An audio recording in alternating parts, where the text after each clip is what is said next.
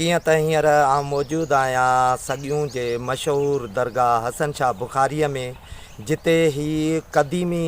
दरगाह आहे ऐं हिते हे हज़ारे ॻोठनि जो हिकु वाहिद क़ब्रिस्तान आहे, जिते हिते आसपास जे हज़ारे ॻोठनि जा माण्हू पंहिंजा जेको आहे मड़ खणी हिन क़ब्रिस्तान में दफ़न कंदा आहिनि। नाज़रीन, हितां जा चूंडियल नुमाइंदा तोड़े सियासी समाजी माण्हू हिन क़ब्रिस्तान खे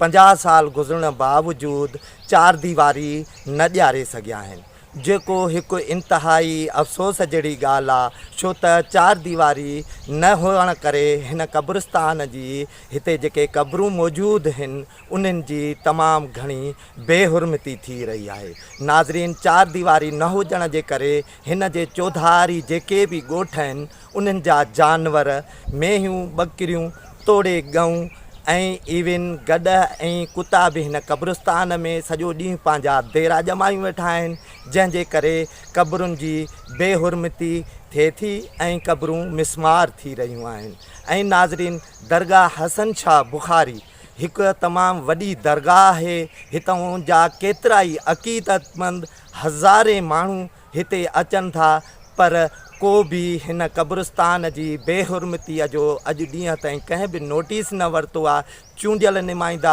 तोड़े हिन दरगाह जो जेको गादी नशीन आहे सैयद फ़तेह अली शाह, उहो पाण हिते यूसी चेयरमैन थी चुको आहे, उन खे बि असां इहा रिक्वेस्ट कंदासीं त खुदारा तव्हां चूंडियल नुमाइंदा आहियो, कम से कम हिन चार दीवारी क़ब्रिस्तान खे ॾियारी वञे। तव्हांजे वॾनि हिकु तमामु बहितरीनु कमु कयो जो हीअ ज़मीन अलाट करे हिते आस पास जे पड़ोस जा जेके बि जेको आहे सो ॻोठ आहिनि ऐं उहे पंहिंजा जेके लाश आहिनि हिन ज़मीन में दफ़नाइनि था, इहा तमामु भली ॻाल्हि आहे, पर तव्हांखे हिन शइ जो नोटिस वठणु खपे ऐं चूंडियल जेके नुमाइंदा आहिनि उन्हनि खे बि हिन क़ब्रिस्तान जो नोटिस वठणु खपे त हिन खे चार दीवारी ॾियारी वञे त जे हिन क़ब्रुनि जी बेहुरमती न थी सघे। जी।